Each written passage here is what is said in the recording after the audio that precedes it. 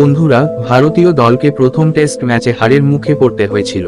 কিন্তু বন্ধুরা, অধিনায়ক রোহিত শর্মা দ্বিতীয় টেস্ট ম্যাচের ঠিক আগে ভারতীয় দলে দুই বিপজ্জনক খেলোয়াড়কে দলে প্রবেশ করিয়েছেন, যেখানে এই দুই খেলোয়াড় এককভাবে ম্যাচ জিতিয়ে দেওয়ার ক্ষমতা রয়েছে।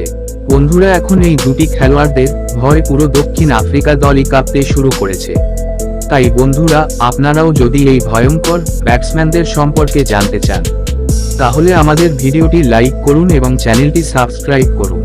বন্ধুরা, ভারত ও দক্ষিণ আফ্রিকা মধ্যে দুটি টেস্ট সিরিজ ঘোষণা করা হয়, যা প্রথম টেস্ট ম্যাচে ভারতীয় দলকে 32 রানের ব্যবধানে পরাজয় মুখে পড়তে হয়েছিল।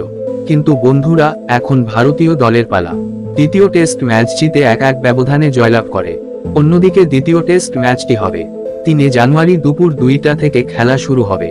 কিন্তু বন্ধুরা, তার আগে ভারতীয় দলের অধিনায়ক রোহিত শর্মা দুই বিপজ্জনক খেলোয়াড়কে দলে ফিরিয়েছেন, যাদের নাম হলো রিঙ্কু সিং।